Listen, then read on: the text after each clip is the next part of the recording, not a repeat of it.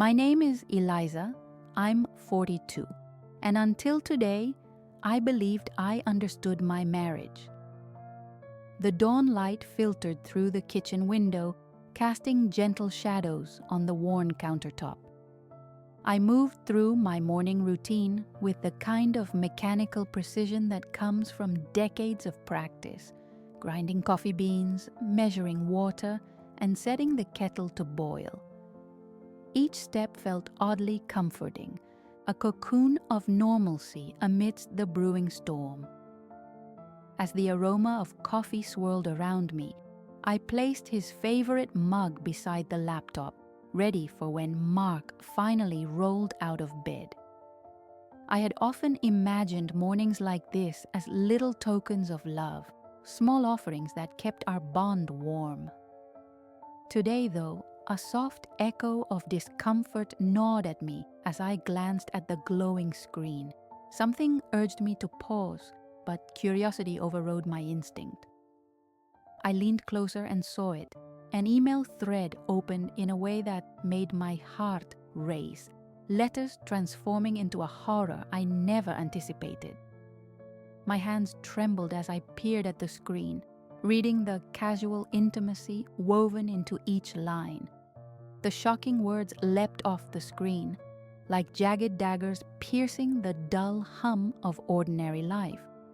The sender, a name that rolled off his tongue too easily, had become an unwitting author in a grievous tale of betrayal. "You make me feel alive," he had written. Each word pulsated with a chilling familiarity that felt like a slap to my face. I couldn't breathe, the room closing in around me. How could he write these words while standing beside me, sharing a life that now felt like a thin veneer cracking beneath the weight of lies? The ringing of my phone cut through the fog of disbelief. It rang again. Mark. I felt the edges of my world shattering, and yet he was oblivious, lost in his layers of deceit, perhaps tailoring another message, another flicker of affection aimed at her. I could almost see him, grinning while I stood stiff in our kitchen, heart and stomach flipping with sickness. I grasped the countertop for strength, feeling its rough texture bite into my palms. My mind whirled, caught in memories that felt like cruel echoes, years of laughter that had become hollow over time, played like a dramatic score in the background. Each memory sharpened into focus, the evenings spent by his side, encouraging his dreams as I shelved my own. The vivid colors of my artistic aspirations faded into the drab tones of supporting his ambitions, a sacrifice etched into my identity. I thought I knew Mark, but I had been so effectively deluded. The growing detachment, the biting sarcasm he wielded as a weapon, how could I have been so blind? It had taken root in the crevices of our interactions, a coldness coated with false warmth. Now, the weight of my humiliation clawed at me, heavy and real. "Don't overreact, Eliza," he'd often say, dismissing my concerns with a wave and a laugh. But what did laughter disguise? It became a habit of mine to ignore the little red flags that called for confrontation. In that kitchen, I was forced to confront the truth of betrayal wrapped in a tapestry of silence. The email thread spread like a dark shadow across my heart, each click revealing another layer of his duplicity. Memories of devotion collided with this stark reality, leaving me dizzy and gasping for air. I had devoted my life to a man who saw fit to craft a narrative excluding my very existence, perhaps believing I was a mere backdrop to his leading role. The walls of our home felt like prison bars. I was both anchored and lost. The weight of disbelief and anger turned heavy in my chest, suffocating me. My marriage, the one thing I thought was solid, crumbled before me, the foundation eroding underfoot, leaving me gasping in a sea of betrayal. As I leaned against the counter, heart racing in rebellion, I knew that the man before me, the man I had shared my life with, had become a stranger. The silence, thick and oppressive, felt suffocating.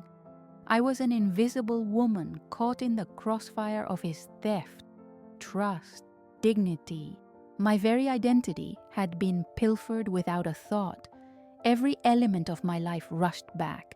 The sacrifices, the dismissed emotions, the laughter that had turned stale. I had worn his silence like a shroud, mistaking it for grace. I remembered the dreams I had sidelined, how I allowed his ambitions to overshadow my own. I thought of the vibrant art I left behind, a canvas of my spirit sacrificed for his comfort. There was a storm brewing inside me, one that I had neglected for too long. Then it hit me, a quiet determination ignited within. He thought my silence was weakness, but he never understood the strength in my stillness. It was time for the act that would provoke a reckoning.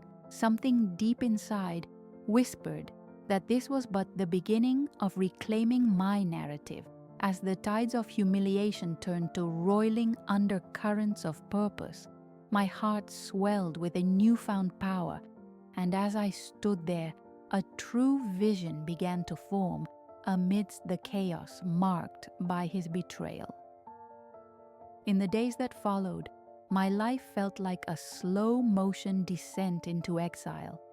I moved through our home, the echoes of laughter now replaced by an oppressive silence that gnawed at me like an insatiable predator.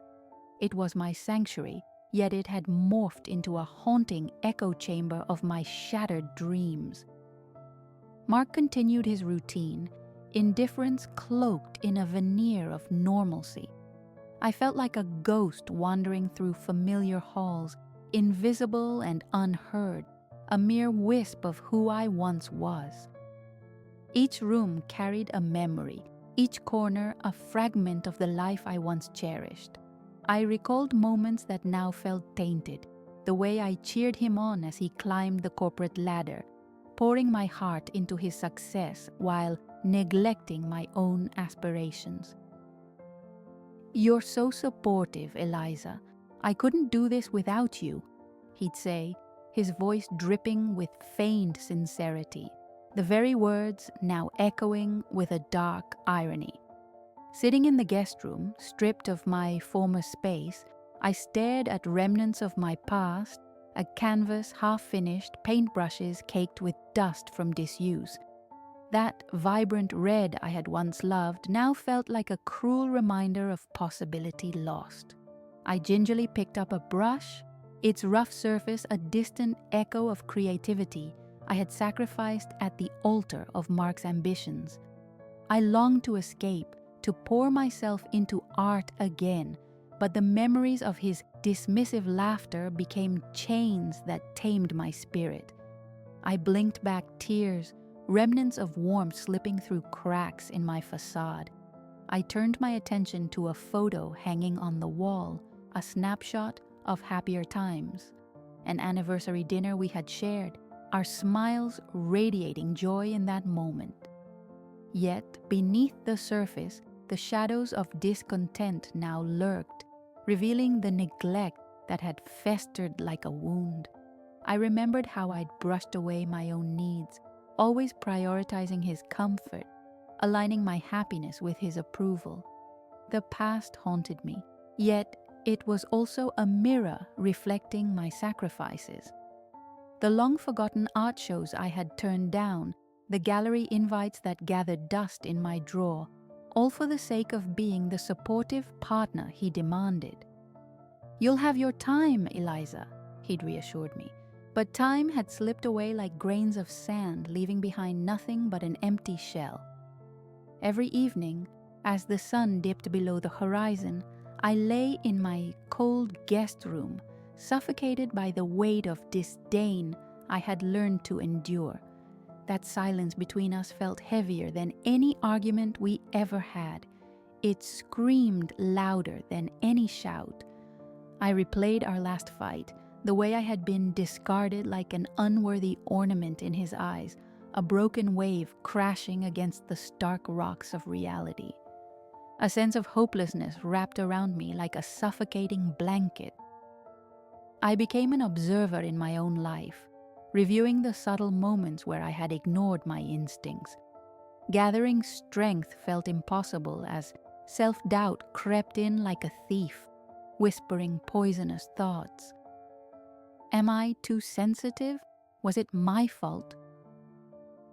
Memories of my unresolved desires ebbed into the background, overshadowed by the profound betrayal. As I lay there one restless night, I felt a flicker of remembrance, a moment at a family gathering when Julia, my sister-in-law, had leaned close and said, "You're lucky Mark puts up with you, Eliza. Maybe if you spent more time focusing on him, he wouldn't stray." Her words, a lightweight blade of mockery, resonated in my ears. It had always been easier for her to align with him. Nursing her insecurities in the shadows of his bravado, her loyalty to him had smothered any burgeoning support for me, twisting the narrative further into an unrecognizable version of truth. But the isolation Julia and Mark created around me slowly transformed into a catalyst. As much as I endured their judgments, I clung to hope, an ember glowing in the darkness of my despair. Each night's reflection demanded I confront my past sacrifices, one I now recognized as the key to liberating myself. And then came the pivotal moment of resolve, the moment I understood I was not just a victim. It became clear that the strength I gained through silence morphed into a quiet determination. I promised myself that I would no longer be an afterthought, nor an ornament in someone else's life. I needed to reclaim my narrative, and with that surge of clarity, I felt a power I hadn't accessed in years. As the sun rose the next morning, bathing the room in soft light, I closed my eyes and took a deep breath, savoring the slivers of courage weaving their way back into my frail resolve. I would dig up the roots of my identity, no longer buried beneath the rubble of my husband's deception. The journey to reclaim my life had begun, and while it felt daunting, beneath my shaking hands lingered a promise to myself to rise unyielding and redefine who I was. With each fleeting thought, the memories begot a clarity, a realization that soon I would stand up against the treachery. And when I did, I would not be alone. I had myself, waiting to be discovered anew. With every passing day, the resolve within me solidified like iron. I knew I needed more than determination. I required a tangible action plan, a grip on my reality that I could mold into something powerful. I began systematically searching through every forgotten corner of our home, probing into the spaces where old memories lingered, seeking clarity hidden among the remnants of my past. One evening, as I rummaged through a disheveled stack of boxes in the attic, dust motes dancing in the fading light, I stumbled upon an old envelope, gnawed by time and curiosity. It bore my childhood friend's handwriting, faded but unmistakable. A pang of nostalgia washed over me as I carefully opened it, almost reverent in my approach. Inside, I found a letter penned years ago, one filled with concern and kindness that felt like a balm for the wound opening within me. She expressed worry about how I had settled into a role that seemed to involve constitutionally ignoring my own worth. "Eliza," she had written, "you're so much more than a footnote in Mark's story. I hope you remember that." The words rolled through my mind like a forgotten melody, enlivening forgotten parts of me, lifting silken threads of self-awareness. but it was the postscript that pierced through the haze. Just be careful. Some people wear masks that obscure their true intentions. When I had tucked this note away years ago, pieces of warning blended among the sentiments of friendship, and now it resonated starkly, a harsh reminder of what I had allowed to unfold. I felt something shift deep within me, the fragile cloak of doubt beginning to peel away. My heart raced as I smoothed the letter out, the weight of its truth aligning with the reality I had unearthed in Mark's emails. I began connecting the dots between the gentle warnings of my friend and the patterns I had identified in my husband's behavior. The realization struck me like a cold bucket of water. I needed to dive deeper. I turned my focus back to the digital thread that had initially plunged me into this darkness. If Mark had orchestrated lies so grand, then I would uncover them like a detective piecing together a case. Ignition sparked inside me, drawing energy from the courage I had once thought lost. Arming myself with a notebook, I meticulously documented every cryptic aspect I could recall, aligning the email's dates alongside late-night phone records and the unexplained expenses I had brushed aside. Countless receipts piled from weekends away and dinners where he claimed work was demanding. My heart hardened as I sifted through them, reminding myself that every piece of evidence was a notch toward reclaiming my story. One afternoon, I decided to invigilate Mark more closely. I became a spectator of our life together, eyeing his inconsistency, noticing the little things that flickered beneath the surface. His increasing defensiveness when I asked about money, the way he always deleted texts from his phone as I entered the room. Every small act shifted my initial denial into a palpable intensity. I made a point of keeping the household running while orchestrating my investigation beneath the surface. I began to pay closer attention to Julia, watching her interactions with Mark. The way she laughed at his quips, her laughter ringing like a bell of agreement, only intensified my resolve. If she believed in his charm, why shouldn't I unravel the truth before their eyes? One evening, while flipping through old magazines in search of receipts, I unknowingly discovered a curious folder crammed at the back of the shelf in my office. A creeping excitement troubled my mind as I opened it, and in it lay paper after paper revealing Mark's indiscretions beyond just romantic ones. Financial statements showcasing hidden accounts, extravagant expenditures, and transactions that made my skin crawl. The betrayal of love morphed into one of trust and security, unveiling wider implications beyond the affair. My breath hitched as I grasped the enormity of what I had unearthed. There it was, a secret life draped in shadows, denying me the power I had surrendered all too freely. Almost as if the universe conspired to tip the scales, this was the leverage I needed. My hands shook as I shifted through the papers, hope surging through me, igniting the embers of my spirit to blaze again. It felt surreal as adrenaline washed over me. These documents were now the foundation of the justice I envisioned.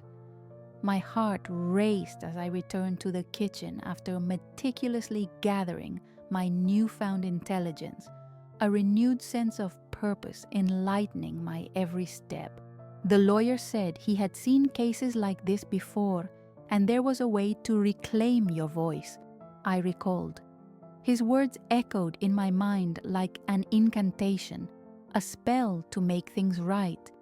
I would exercise my right to stand firm, no longer a passive observer. The assets I had discovered were not merely mere numbers. They were building blocks of a plan that I could forge into action against my husband. Each hidden document became a weapon in the battle I was preparing to wage. I would not emerge as the unseen woman who had drifted quietly through their bias. Instead, I would rise like a fierce wave crashing down upon the edifice of deceit that had held me captive for too long. With each revelation, I felt the stitchings of my voice strengthen. It was more than vengeance, it was reclaiming my identity, the narrative that had been forcibly rewritten by the hands of betrayal. Suddenly, I could hear my own heartbeat, a reminder that I was still here, still strong and ready for the reckoning that awaited. A deep sense of conviction coiled around me, and just like that, I prepared myself to rise. The days turned into a complex dance of observation and stealth. My mind was a whirlwind of strategies, an intricate web connecting dots I hadn't previously seen. I realized how I had been unwittingly embroiled in a game I didn't even know I was playing, and now I was determined to turn the tables. With the evidence I had unearthed, I contemplated the possibilities. Each morning, as Mark prepared to leave for work, I masked my enthusiasm with a calm demeanor as he casually recounted his plans, entirely unaware of the investigation I had initiated. Conversations with him felt like lead weights dragging me under, but I maintained an air of composure, a facade to keep his suspicion at bay. "I've got a lot to do today," he'd say, casually announcing meetings that felt more like veils for his true intentions. Beneath his nonchalance, an urge to unravel him sparked within me like heat in the desert. I needed more than email exchanges and financial records. I needed the bigger picture, the final pieces that would lay down the framework for my confrontation. Determined to uncover the full extent of his deception, I decided to tap into my resources. Reaching out to our mutual acquaintances was suddenly a strategic move. I meticulously curated a list of people who frequented our social circle, friends, colleagues, and even some of Mark's old college buddies with ties to Julia. I intended to gather intelligence without drawing attention to myself. My heart raced with each potential lead, a mixture of fear and exhilaration coursing through my veins. Over the course of several days, I adopted the role of interested observer, slipping seamlessly into conversations while holding my own emotional tide steady. With the guise of casual inquiries, I drew out stories. The laughter and shared memories painted a picture as disorienting as it was enlightening. I feigned innocence, questioning the dynamics between my husband and his inner circle. "What do you think of Mark's leadership style?"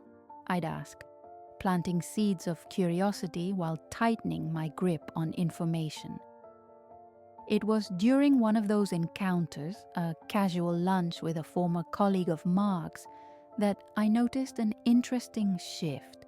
She spoke of a recent business trip, a retreat, where attendees had revealed grievances more personal than professional. "Oh, you wouldn't believe how Mark let loose. He seemed to think he could share anything and everything. None of us expected it." She laughed, oblivious to the storm brewing inside me. The words left her mouth like dragonflies in the air, catching sunlight and flitting away, but they struck deep. What had he shared? I pressed her, leaning in just slightly and maintaining an interested facade. "You know him well. He's always personable. It's what people love about him." My smile was tight, encouraging her to unveil nests of gossip spilling from colorful stories. Right? But there were some tensions. The rumors were, well, some thought he might be more interested in Julia than he ought to be at that event. Her voice trailed off, laughter giving way to a burgeoning concern. My stomach dropped, my earlier determination transforming into dark clouds that threatened to swallow me whole. Julia's name, intertwined with this treachery, became more than just association. It became a promise of further validation of their duplicity. Silently, I catalogued every piece of information. My notebook now overflowing with the tangled threads of their deceit. One particular evening, as I sifted through the observations I had amassed, I came across a reference to a gathering, a gala where Mark had purportedly drummed up support for his latest project. The name of a high-profile funder echoed in my mind. What better way to leverage his connections to solidify that other world? At last it came to light. Mark's duplicities were widespread, and I needed to weave together the threads in a way that would pull back the curtain on all his lies. This gala was to showcase their facade of togetherness, but it was also an opportunity for me to expose the truth. As the realization cemented itself in my heart, I plotted my next move. I would attend the gala, not as his wife, but as the woman who stood poised to expose the fragile underpinnings of his deceitful empire. I felt invigorated, every ounce of doubt evaporating like morning mist under the rising sun. The taste of vengeance danced on my lips, not just for me but for others who had been overshadowed by Mark's carefully crafted illusion. In the weeks leading up to the event, I became more resolute. I sharpened my skills, enhancing my understanding of instinctual navigation through social cues, an invaluable tool to draw out their secrets. I arranged my attire not just for presentation but with purpose. It was my armor, my symbol of metamorphosis from the disregarded wife to a woman unafraid to wield her voice. Each day culminated in a sense of profound anticipation. The pieces of the puzzle sharpened into focus, every revelation guiding me toward what was meant to be my confrontation with Mark and Julia. As each plan unfolded, I fervently awaited the gala, expecting it to be the stage where I would reclaim every flicker of my honor, every thread woven into my narrative, inevitably revealing the truth behind their betrayal. With resolve coursing through my veins, I turned the page in my notebook, feeling every word strengthen my conviction. I would be the emerging phoenix rising from the ashes of betrayal, ready to reclaim my identity and demand the justice that had been long denied. As the gala approached, I meticulously crafted my plan, treating each detail like brushstrokes on a canvas. It was time to take the quiet strength I had cultivated and channel it into deliberate action. I gathered my breath and steeled my heart, preparing to stand against the very forces that had immobilized me for so long. I knew I needed an ally, someone who could help amplify my voice when the moment arrived. I reached out to Angela, a colleague from the art community whom I had worked with in the past. I remembered her loyalty when I had poured my heart into my art. Deep down, I hoped she would become my lifeline. Finding her at a local gallery, I explained my situation, urgency spilling from my lips. I want to confront Mark and Julia at the gala, but it has to be strategic. I need to expose him, not just for my sake, but for anyone who has suffered in silence because of them. At first, she hesitated, concern flickering in her eyes. Are you sure? Confronting them could be dangerous. I nodded, feeling a tremor of fear. I understand, but I can't remain a passive player in this. I need to expose the truth that sits at my feet. After a lengthy pause, a small smile crept across Angela's face. All right, I'm in. Let's do this. The days that followed were filled with tension and excitement as we refined our strategy. Our plan hinged on a pivotal moment, Mark's speech. During the gala, he would shine under the spotlight, oblivious to the storm of truth I intended to unleash. We agreed that I would approach him just as he finished speaking, creating the perfect backdrop for my revelation. Angela would stand close, capturing the moment on her phone to ensure nothing slipped through the cracks. Consciously selecting my attire, I wanted to wear something that communicated strength and confidence. An emerald gown that clung to my frame became my armor, while a silver necklace framed my throat, a glimmer of light that would draw attention as I stepped into the gathering. When the evening of the gala finally arrived, the grandeur of the venue engulfed me. Crystal chandeliers illuminated polished marble floors. Laughter and conversation swirled through the air, yet I felt the undercurrent of anticipation humming within me. I knew that soon I would confront the man who had woven my worth into the fabric of his lies. As I slid through the gathering like a shadow, I studied the forms of people around me, noting potential allies among guests. I was careful to maintain my composure, ready for the moment when I'd face him. Mark dazzled at the center of the crowd, utterly unaware of my presence. Despite his charm, a wave of anger washed over me as I watched him laughing with others. The air thickened with my determination as I waited for the right moment. Once he took the podium, the room quieted, and I could feel every eye shift toward him. "Thank you for being here tonight. Without your support, my dreams would just be dreams," he declared, the crowd erupting in applause. I kept my gaze fixed on him, swallowing the rising bitterness in my throat. This was my moment. The rehearsal echoed in my mind. The time had come to reclaim my voice. "Mark, may I have a word?" I stepped forward, my voice steady but resolute. The abruptness of my entrance startled him, and the room fell silent once more. "What are you doing here? This isn't the right time," he started, confusion clouding his face. But I held firm. "No, it is the perfect time. You've crafted a story around your life, but behind that facade lies betrayal." Gasps rippled through the crowd. Every eye turned toward me, a mix of shock and intrigue echoing through the air. Angela positioned herself nearby, ready to record, nerves dancing in the heavy energy circulating.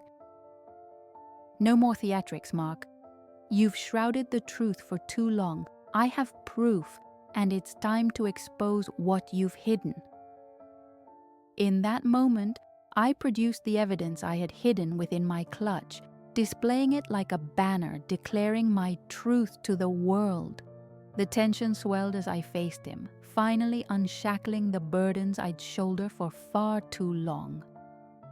"What are you talking about?" he stammered, the confident facade beginning to crack. "This isn't just about us anymore. This is about the lives you've trampled on for your own advancement," I proclaimed, gesturing to the documents that enumerated a life of deceit and betrayal. I felt the crowd shift uneasily, the air charged with anticipation. Mark's bravado shrank beneath the weight of my accusations. Every moment of suffering bled into that one, my voice, my truth, the phoenix rising from the ashes of betrayal. I was no longer a silent observer, finally ready to reclaim my narrative and demand that justice be served. The truth had been set loose, and with it, my newfound purpose emerged like a powerful tide determined to wash away the grime of deceit and deceitful pleasures. The crowd's reaction was electric, a collective gasp reverberating through the hall like a wave crashing against rigid cliffs. I could see the shifting faces. Some were shocked, others intrigued, and a few wore expressions of disbelief. All of it coursed through me, transforming my anxiety into an intoxicating sense of power. Mark's face drained of color as he stumbled back, his confidence evaporating like mist under the sun. "This is ridiculous, Eliza," he spat, regaining his composure with a sneer, the facade of charm slipping further away. "You're making a scene." "No, Mark," I replied, channeling every ounce of strength I possessed. "You're the one who has made a living out of deception, masquerading as someone you're not. The truth doesn't make a scene. You do." The applause from the crowd echoed around us, a kind of affirmation propelling me forward. Angela focused her phone on us, steady and alert, a silent witness to my justice unfolding. I could hear murmurs from nearby guests, each whisper stinging like 1,000 tiny stabs. "Is that his wife? He can't be for real." Mark shifted, the tension in his jaw tightening.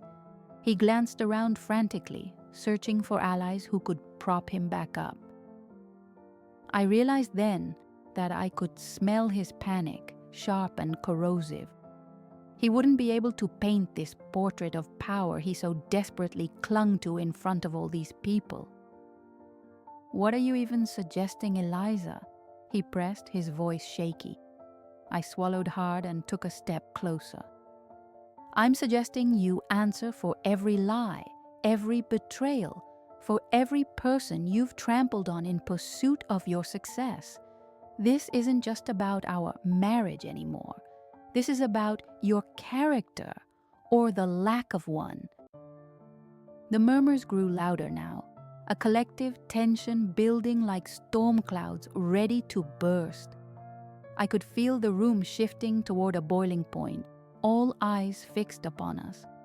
I continued, pointing to the document still in my hand, my heart racing as if I had donned a suit of armor that had transformed me from the woman unheard to the warrior reborn. "Here are the transactions you've hidden, money siphoned away from families that trusted you. Here, lies about business trips that masqueraded as networking, but were just excuses to entangle yourself in every kind of treachery. You've warped the truth until you believed it yourself." His composure wavered, and for the first time, I saw a flicker of fear dance across his face. "You're spreading lies. You have no idea what you're talking about." I took a deep breath, pushing through his dismissiveness. "Lies? No, Mark. These are verifiable truths. You can dismiss me all you want, but these documents will speak louder than any words you can throw at me. This isn't just about me. For every person you've deceived, from employees to clients, your time is up." His expression twisted with rage, desperation bubbling just beneath the surface. "Do you think anyone will care about what you say? They know me, Eliza. They don't know you." "But they can see you now," I countered, voice growing stronger as the energy in the room shifted. "You're not the untouchable businessman anymore. You're a flawed man desperately clinging to his lies in front of a crowd that is rapidly losing faith." The reactions around us transformed. Nods of recognition flickered from those observing.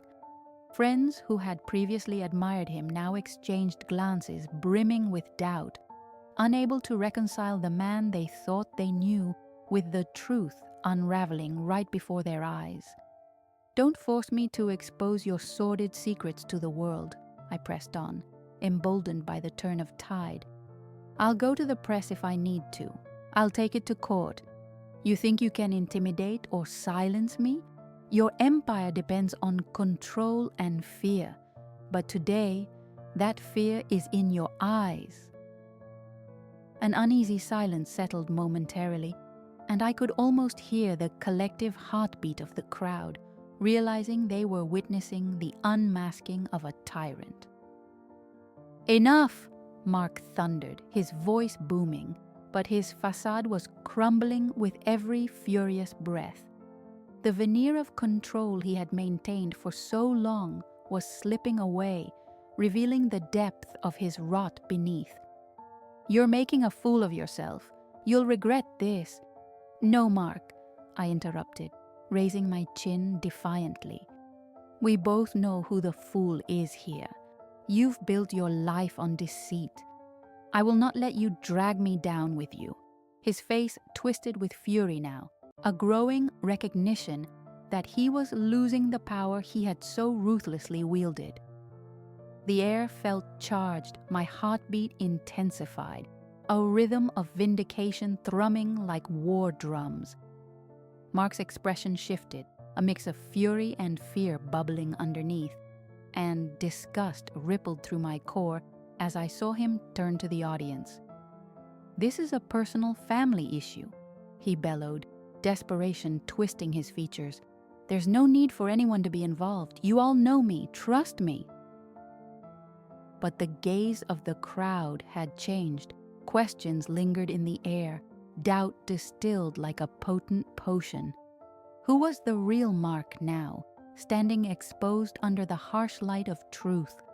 The whispers around the room grew louder, doubt crawling into the hearts of those who once supported him.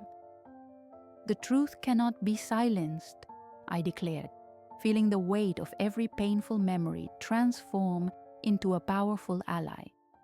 "And I will not allow you to take me down with you." It was a defining moment, one that would either mark the beginning of a new chapter or the crash of the very empire built on deceit. I was still standing, still fighting, and in that crowded room, I regained the dignity I thought lost forever. Justice was waiting, no longer out of reach, and I was ready to seize it, one breath and one heartbeat at a time. The gala shifted in atmosphere, a living tapestry woven from whispers of disbelief and curiosity. My heart raced as I stood there, emboldened by the momentum of my confrontation. The layers of Mark's carefully crafted lies began to unravel before everyone, transforming the air from stifling to exhilarating. Mark was fading, his previously commanding presence simmering down as the crowd turned their attention toward the chaos erupting. The moment had arrived, not just for me, but for so many others who had remained silent for so long. I felt like a lighthouse to those unseen, guiding them through their own storms of shame. "Trust me?" I echoed, raising my eyebrow. "You don't deserve trust, Mark. You've drowned your own integrity under deceit. I'm done being the woman who turns her back while you play the victim." Surrounded by onlookers, I sensed their energy shift, uncertain but curious. I remained unwavering, my voice steady as I addressed them. "It's time for the truth to rise. I invite all of you who have been played by him to share your stories, to reclaim your narrative. Together, we are stronger than his lies." The crowd murmured, uncertainty dancing along the edges of their expressions. Some stepped forward, grappling with their own stories of betrayal tied to him. I saw a familiar face, a former employee of Mark's, haggard and worn from the pressures he'd applied. "He promised us raises, but all we got were excuses," she whispered, shaking her head in disbelief. I turned to her, letting the warmth of connection flood through me. "You deserve to be heard. Each of us deserves the truth. I refuse to stand alone in this fight. Will you stand with me?" The woman hesitated, then stood tall beside me. Encouraged by her presence, I turned back to the crowd. "Look around. You're all strong, brilliant individuals brought here under the illusion of his charm. It's time to dismantle that illusion. Let's do this together." As the network of voices combined, the din of whispers transformed into supportive shouts echoing through the hall. Women and men alike began stepping forward, sharing their truths, recanting tales of deception and betrayal, painting an expansive portrait of his duplicity. Mark, now visibly sweat-soaked and nervous, gawked around the room, powerless under the shifting tide. The very crowd that once idolized him now turned their backs, peeling away his false acolytes like layers of paint, revealing wooden decay beneath. "You think this is benefiting anyone?" he shouted above the noise, desperation veiling his voice in a distorted tone. "You're ruining everything. You're all making fools of yourselves." But his words fell flat against the growing movement of truth. Every voice added to the cacophony, an embodiment of reclaiming dignity and restoration. Suddenly, a roar of affirmation burst from the crowd. "No more! We are done!"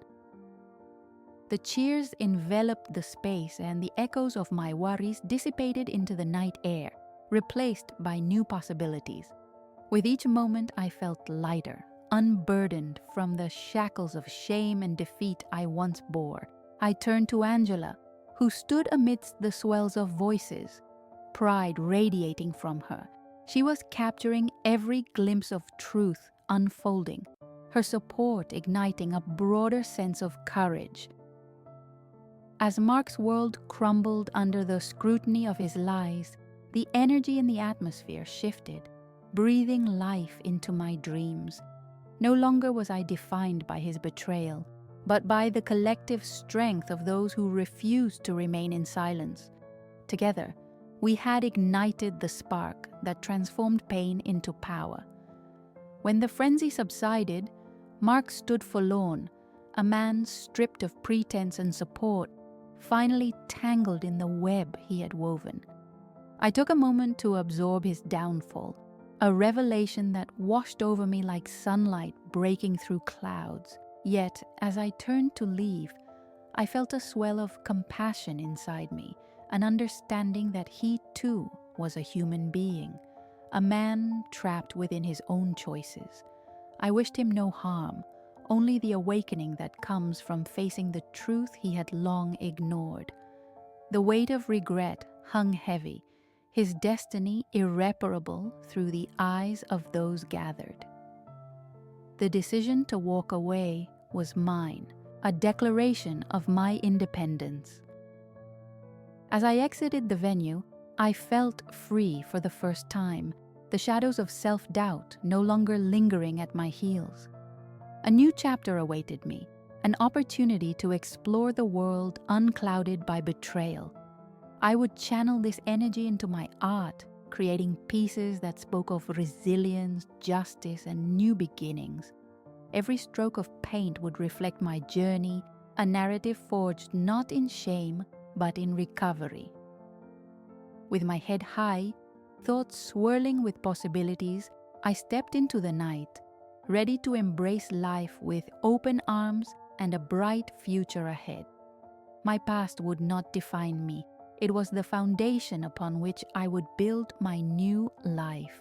As I breathed in the cool night air, feeling the weight of liberation settle like a soft breeze around me, I whispered my mantra into the void, a promise to myself: the truth cannot be silenced. It echoed back to me, a resonance that blended with the laughter of newfound friends by my side, and I felt ready to write the next chapter of my story anew. In the weeks that followed the gala, I embarked on a journey of renewal, marking a transformational shift in my life. The art studio, once a mere shadow of my aspirations, was now ablaze with vibrant colors and fierce energy. Each canvas echoed the echoes of newfound resilience and empowerment. I settled into a routine that thrummed with excitement. The mornings began early, the sun spilling warmth through my studio window, casting a golden hue over my work. I'd brew a pot of coffee, savoring the rich aroma and the solace it offered. With brush in hand, I poured my heart onto canvas, each stroke a meditation, transforming pain into beauty, betrayal into triumph. My art began to draw attention, not just for its vibrant colors, but for the depth of emotion it conveyed. The stories behind each piece became as captivating as the paintings themselves. I hosted gallery nights, inviting those who had shared their truths at the gala to join me in celebrating not only my journey, but their own. Angela remained a steadfast ally, visiting the studio regularly, gleefully critiquing my work and reminding me of the strength we had found in vulnerability. Her laughter infused the space with light, and together we forged bonds that would serve as the backbone of my new life. Slowly but surely, our small community of brave voices began to thrive. Women and men who once lived in the shadows of someone else's fabrications now gathered for workshops and discussions. We shared art, stories, and experiences, transforming our collective wounds into open channels of support, laughter, and healing. Unity filled the air, a palpable force that bolstered us all. As my reputation grew, galleries reached out, eager to showcase my work. I accepted opportunities to speak, to share my journey from the pain of betrayal to the bliss of autonomy. Each event was a chance to remind others that their voices mattered, that healing began the moment one decided to confront their truth. In time, I received an invitation to speak at a women's conference. The thought stirred both excitement and nervousness deep within me. Standing before a crowd of strangers sharing my pain, my triumphs, again tugged at my heart. Yet I saw it as another opportunity to empower others. The day of the conference arrived and I stood backstage, heart racing, as I listened to other speakers share their tales. Each woman who stepped up to the mic brought their light, their truth. When it was my turn, I felt the wave of energy from the audience, a shared understanding that we were all woven from the same threads of pain and resilience. As I walked to the podium, every ounce of my past flooded back, fear, betrayal, and doubt. I closed my eyes for a moment to ground myself, reminding myself of my mantra: the truth cannot be silenced. I opened my eyes, welcoming the bright light of hope that enveloped me. 5 months ago, I stood in the shadow of someone's lies, wondering who I was without the veil of deception. I began, my voice steady, each word laced with conviction. But each of us has the power to break free from those shadows. Each of us can embrace our truth. I continued sharing my story, the importance of reclaiming our narratives, speaking to the hearts of those before me. My experiences intermingled with their reactions, the nods of recognition, tears in some eyes, smiles breaking through the solemnity of shared struggles. In that moment, I witnessed more than my own evolution. I saw the growth within those in the audience. As I finished my speech, the applause that erupted was transformative, a communal exhale of collective release. I had become a catalyst, propelling others toward their healing. After the conference, women approached me, sharing their stories, expressing gratitude for voicing what many of them had held in silence. It was a powerful exchange, threading us all together in a network of resilience and courage. As I signed my name in the copies of my new book, Through the Shadows, A Journey of Truth and Empowerment, I felt a profound connection with each reader. The book comprised not only my story, but the stories of the community we had built, a palpable tapestry of intertwined truths. Yet, amid the joy of newfound opportunity and the celebration of my voice, I kept Mark in my heart. I was reminded that while he had authored my pain, I had the power to define my healing. I wished him the realization of his truths as he faced his consequences. One crisp autumn day, while painting outside, I received a phone call, the kind I had long since expected. It was Mark, wanting to speak. I felt a surprising calm wash over me. How far I'd come, I thought, knowing that I could approach this moment from a place of strength, not fear. As I stepped into the conversation, I sensed the balance had shifted. I was no longer defined by the pain of his betrayal, but by the bright horizon of my new life. Together, we could exchange honesty, perhaps even closure, both moving forward in our own ways. The past was no longer a chain but a foundation, a mosaic from which I would continue to build my narrative. I paused, taking a deep breath, preparing to embrace this next chapter, reminded once more. The truth cannot be silenced, and in that truth we could all find liberation. When I picked up the phone, Mark's voice struck me like a ghost from the past, both familiar and unsettling. "Eliza," he began, a tremor threading through his words. It hit me that I was no longer the woman shackled by his betrayals. With each day that had passed since he left my life, I had fortified my heart and my purpose. "Mark," I responded, keeping my tone neutral. "What do you need?" "I'd like to meet, to talk about everything," he said, urgency coloring his voice as if it were a plea for redemption. The proposal hung in the air, sparking memories. The laughter we once shared drowned in sorrow, but also fond echoes of distant warmth. "Okay, when and where?" I felt a curious mix of anticipation and resolve. We agreed on a cafe that once hosted our dreams, a place where love had blossomed, now a battleground for the ghosts of our past. As I prepared for the meeting, I felt a sense of armor slip over me. I selected a vibrant dress, bold colors that mirrored the strength I had discovered through this journey. As I walked toward the cafe, I could feel the cool autumn breeze brushing against my cheeks, invigorating my spirit. Mark was already seated, his hands clasped tightly as if trying to keep his composure. He had changed in appearance, aged somehow, the weight of remorse folding into the lines of his face. Taking a steadying breath, I greeted him. "Hey." "Hi," he responded, his gaze flickering to mine, a hint of familiarity shining through his uncertainty. "You look good." "Thank you," I replied, feeling the need to cut through the pretense.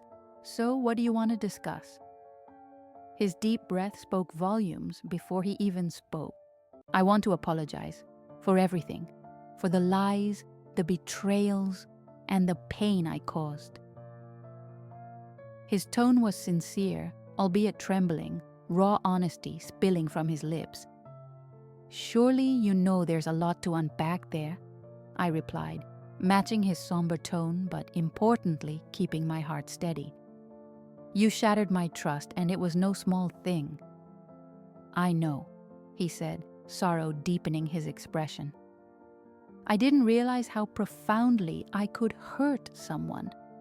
I've been seeing a therapist to process my actions, to understand the damage I left in my wake.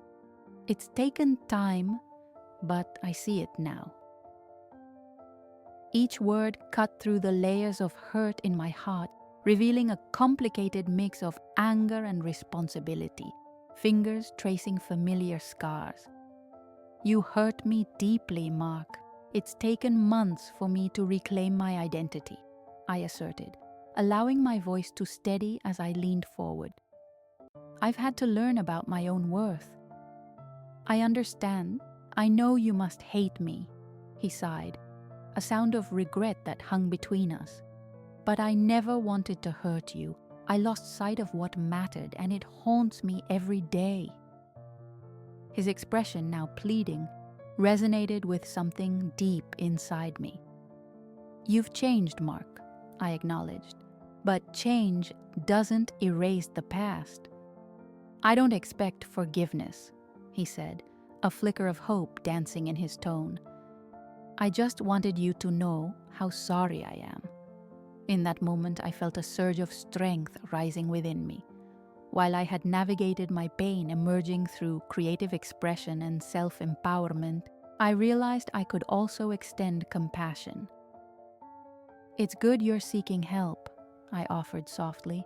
No one should be condemned to live under the weight of their misdeeds forever. He nodded appreciatively as if my words offered him a lifeline. I want to prove to myself and to you that I can change, but I don't want to hold on to you as part of that process. I understand that you need to move forward. Yes, I confirmed, my courage emboldened. This conversation is about closure for both of us. I won't return to the past. Mark held my gaze, understanding the finality of my declaration. I must live with what I've done. I care for you deeply, and I hope one day you'll find happiness, he said, genuine admiration in his eyes. Thank you, I replied, warmth blooming in my heart despite the hurt. And I wish you the same. As we stood to leave, I sensed an exhale of shared breath, a moment of raw honesty replicated beyond words. Our paths separated like branches in a forest, each taking a different course yet forever shaped by what had intertwined us. Walking away from the cafe, I felt lighter than I had in months. I breathed in the crisp air, soaking up my surroundings as leaves fluttered above. The past had shifted from weighty chains to stepping stones, an integral part of my journey toward self-discovery. Over the following days, I immersed myself back into my art. Each stroke of the brush became an expression of liberation and joy, helping me encapsulate the complexity of my feelings. I created pieces that spoke of resilience, bold colors and sweeping lines capturing my inner revival. The truth had given me wings, miraculous and freeing. Every day as I turned to the canvas, I was reminded of my mantra. The truth cannot be silenced. No longer buried beneath layers of pain, I celebrated the new art of my life, vivid, hopeful, and brimming with endless possibilities. This was my embodiment of healing, a welcoming embrace of the unknown, moving forward into a future filled with light and freshness. I was ready to continue transforming my story. Days turned into weeks, each one painting a new chapter in my life. As I dove deeper into my art, I felt an unquenchable thirst for expression, an insatiable urge to explore the contours of my experiences. My canvas became my sanctuary, a place where every brushstroke told a story of resilience and rebirth. After the conversation with Mark, a renewed sense of clarity imbued me with energy. I remembered the way the sunlight danced through the leaves, the sound of laughter from children playing in the park, and the vibrant colors of the autumn landscape surrounding my little home. I began to seek inspiration in everything. The vastness of the sky, the shifting seasons, and the whispers of the wind through the trees. Each morning, I would set up my easel outside, the crisp air revitalizing my spirit as I absorbed the world around me. I poured my emotions onto my canvases with fervor. My colors were bold, vivid strokes of emotion representing the flames of anger I had extinguished amid the glow of healing. I painted abstract pieces that echoed the tumult of my past, fractured shapes and vibrant hues mapping my struggle, yet they transformed into something beautiful, much like my journey. One day, my neighbor, Nora, an art enthusiast, stopped by. I had become somewhat of a recluse since the upheaval with Mark, focusing solely on my work. She peeked into my studio, eyes wide with wonder. "Eliza, these are incredible. You've transformed your pain into something so powerful, she exclaimed. I could hardly contain my gratitude. Thank you, Nora. It's more than painting, it's about reclaiming my narrative. Nora stepped closer, her gaze lingering on a piece that portrayed a burning phoenix. You've captured your essence so beautifully, it's like you've risen from the ashes. The comparison resonated deeply within my soul, igniting a sense of pride I hadn't felt in ages. That's exactly it, I replied. I truly feel reborn through this process. Each stroke is an affirmation of my journey.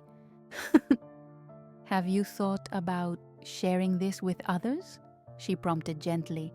Your story, your art, it could inspire so many. The idea ignited a spark in me. Quickly, visions of a gallery exhibition danced in my imagination. However, doubt crept in as soon as it came. What if I wasn't ready for scrutiny? What if I failed? Yet, I recognized the familiar hum of fear, an old friend that had cost me too much. I had faced my demons. I could face this too. I think I'll give it a shot, I finally declared, my resolve solidifying. With Nora's encouragement, I set a date for a gallery exhibition. The bustling city inched ever closer, mirroring my excitement and trepidation. My evenings filled with frantic preparations, selecting pieces, arranging them with care, and writing descriptions that captured the essence of each painting.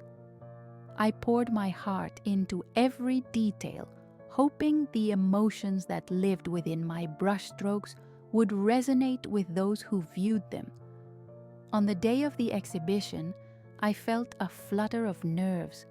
The gallery, a cozy space lined with warm light, was filled with strangers mingling, laughter daubing the air as they admired the vibrant paintings on display. My heart raced. I hadn't anticipated the sense of vulnerability that washed over me. Nora arrived early to help me set up. You've done an amazing job, Eliza. Just breathe, she reassured me, squeezing my shoulder gently. Soon guests began to filter in, their chatter blending into a symphony of encouragement and anticipation. As they moved from piece to piece, I felt their eyes on my work, each gaze a connection, each compliment an affirmation of my journey. I was no longer just the woman shaped by betrayal. I was an artist, a storyteller, and a beacon of resilience. I watched as attendees gathered around the burning phoenix painting I had created, their responses filling me with a warmth I had longed for. "This is stunning," one woman remarked, her voice thick with emotion. "I can feel the strength in it." "It's like a portrayal of rebirth," another added. I stood nearby, heart swelling with pride, feeling like I was wearing my truth on my sleeve. The conversations swirled around me, each exchange a note in the beautiful melody of healing. As the evening progressed, people began to share their own stories of hardship and transformation. Strangers became allies in vulnerability, creating a tapestry of shared experiences. I felt a deep connection with each person, realizing that we were all linked in our struggles, yet each journey was unique. By the time the night drew to a close, the gallery buzzed with excitement. Pieces of my art had sold, but more than that, I had reclaimed my narrative, aligning my heart and soul with a purpose far greater than myself. The exhibition felt like both an end and a beginning, a celebration of my journey through the shadows into the light. As I cleaned up the gallery, Nora came up to me, her eyes glistening. "You really did it, Eliza. You shared your truth with the world." I smiled, my heart brimming with joy. "I did, and I'm ready to keep sharing. This is just the beginning." As I walked home that night, the moonlight illuminated my path, reflecting the inner light that had started to glow within me. The truth had not just been recognized, it had been transformed into art that resonated deeply with others. I whispered softly to myself, "The truth cannot be silenced." In that moment, I felt not only the release of my burdens, but the excitement of the road ahead. I was revived, ready to embrace whatever came next.